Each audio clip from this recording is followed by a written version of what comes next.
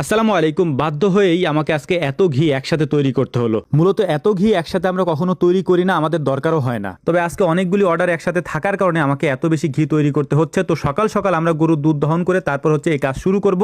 যদিও এটা long process, মানে অনেক সময় লাগে আমাদের ঘি তৈরি করতে, 3-4 ঘন্টা তো এটাকে শুধু নাড়তেই লাগে। তো যাই হোক, সকাল সকাল আমরা গরুর দুধ দহন করে নিচ্ছিলাম, আমরা দুজনে মিলেই, আব্বা আমি দুজনে মিলেই, যাতে করে তাড়াতাড়ি করা যায় আর কি। সকাল সকাল করতে পারলে দুপুরের আগে শেষ করতে পারবো ইনশাআল্লাহ। তো দুধ দহন করা শেষ করার পর আমাদের এখন মেইন কাজ হচ্ছে আমরা ঘি তৈরি করব সকাল থেকেই। তো আপনারা জানেন যে এর আগে যখন আমরা ঘি তৈরি করতাম বা করেছি, ওই ঘিগুলা হচ্ছে আমরা আমাদের বাড়ির চুলাতে করতাম, অর্থাৎ বাড়ির যে ছোট চুলা আছে ওইটাতে করতাম। কিন্তু যেহেতু এখন এত বড় বেশি অর্ডার আছে বা অনেক বেশি চাপ থাকে এখন, মানে আমাদের আশেপাশের এলাকা থেকে অনেকে ঘি নিতে আসে আমাদের কাছে, তো আমরা একটু চাপে পড়ে গেছি ইদানিং আর কি। তো এই কারণে বাধ্য হয়ে আমি এই চুলাটা বানাইছি আর কি। মূলত প্রথমে এই চুলাটা বানাইছি আজকে প্রায় 2 মাস যাবত ট্রাই করে, তারপরে এই চুলাটা আমি বানাইছি অনেক কষ্ট করে আর কি। এরপরে বড় একটা কড়াইও আমাকে কিনতে হচ্ছে। এর কারণ হচ্ছে যে ছোট কড়াইতে যখন আমি ঘি তৈরি করতে যাই তখন ওই ঘিগুলা হচ্ছে মানে পড়ে যেতে চায় আর কি। তো যাই হোক, এখন যেটা দেখতে পাচ্ছেন সেটা হচ্ছে আমরা যে কড়াইটা নিয়ে আসছি, এই কড়াইটা যেহেতু নতুন, এই কড়াইয়ের হচ্ছে পেছনে আমরা সুন্দর করে মাটি লেপে দিচ্ছিলাম আর কি, কাদা দিয়ে, যাতে করে এটাতে কালি কম লাগে আর কি। এরপরে সুন্দর করে নতুন কড়াই যেহেতু সুন্দর করে মুছে তারপর আমরা আগুন জ্বালানোর চেষ্টা করতেছিলাম, যাতে করে সুন্দর করে এখানে আমরা ঘি তৈরি করতে পারি আর কি। তো যাই হোক, আলহামদুলিল্লাহ এই কাজ আমাদের মোটামুটি কমপ্লিট। এখন আমরা ক্রিম নিয়ে আসবো এবং ক্রিম নিয়ে আসার পর সুন্দর করে এখানে আগুন জ্বালানো শুরু করবো, মানে এখন জাল দিতে হবে আর কি। মূলত এইটা হচ্ছে জাল দেওয়া আর হচ্ছে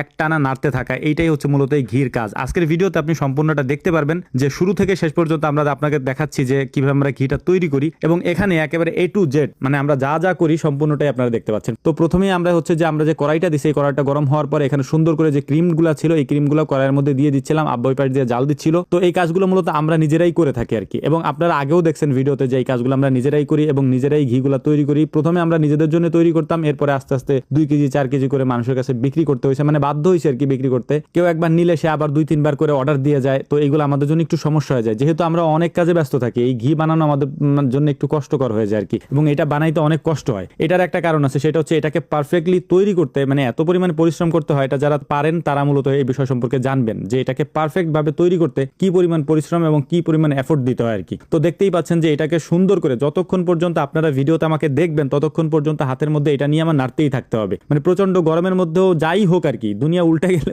যদি ঘি আপনার তৈরি করতে হয় তাহলে আপনার লাড়তেই হবে। এভাবে লাড়তে থাকতে থাকতে থাকতে এক সময় ঘিটা তৈরি হবে। যদি না লাড়তে থাকি তাহলে হচ্ছে নিচ দিয়ে লেগে যেতে পারে আর কি। এবং জাল দেওয়ার ক্ষেত্রে হচ্ছে যে পারফেক্ট ভাবে এই জালটা দিতে হয়। যদি পারফেক্ট না হয়, কম বেশি হলে সেক্ষেত্রে ঘির কালারও চেঞ্জ হয়ে যেতে পারে এবং ঘির স্বাদও চেঞ্জ হয়ে যেতে পারে। তো যাই হোক, এরপরেও আমরা চেষ্টা করি সবসময়ের জন্য পারফেক্ট ভাবে তৈরি করার জন্য। এই জন্য এটার পিছনে সম্পূর্ণভাবে লেগে থাকি, কারণ একজন যখন আমাদের থেকে অর্ডার দেয় বা আমাদের থেকে নেয়, সেটা আত্মীয় স্বজন বলেন বা প্রতিবেশী বলেন, এলাকার লোকজন বলেন, তারা আশা করেই নেয় যে ওদেরটা হয়তো ভালো হবে, এবং ভালো হয় বলেই নেয়, নাইলে তো আর নিত না, নাইলে এত অর্ডার আমাদের কাছে আসতো না। মানে আমরা চাই না এগুলা বানাইতে বা করতে, কিন্তু বাধ্য হয়ে পরে করতে হয় আর কি। তো যাই হোক, আলহামদুলিল্লাহ মোটামুটি এটা একটা কালার চলে আসছে। এই কালারটা আনতে আনতে হচ্ছে অনেক সময় লেগে যায়। তো কালার আসার পরে হচ্ছে মূল কাজটা শুরু হয়, তখন একেবারে বিরামহীন ভাবে নাড়তে হয় এটাকে, যাতে করে নিচ দিয়ে লেগে না যায়। যদি লেগে যায় তাহলে কালার চেঞ্জ হয়ে যাবে বা কালো হয়ে যাবে আর কি, এবং ঘ্রাণটাও নষ্ট হয়ে যাবে তখন আর কি। তো যাই হোক, আমি কন্টিনিউসলি এটা করতেছিলাম এবং আব্বা কন্টিনিউসলি সুন্দর করে এটা জাল দিচ্ছিল, যাতে কম বেশি না হয় আর কি। অনেকে মনে করতে পারেন যে এই কাজে আমাদেরকে হয়তো অন্য কেউ সাহায্য করে না, এই কাজে মূলত আমাদেরকে কেউ সাহায্য করে না, এবং অন্যান্য যে রান্নাবান্না দেখেন সেখানে আমাদের বাড়ির লোকজনরা মোটামুটি আমাদেরকে হেল্প করে,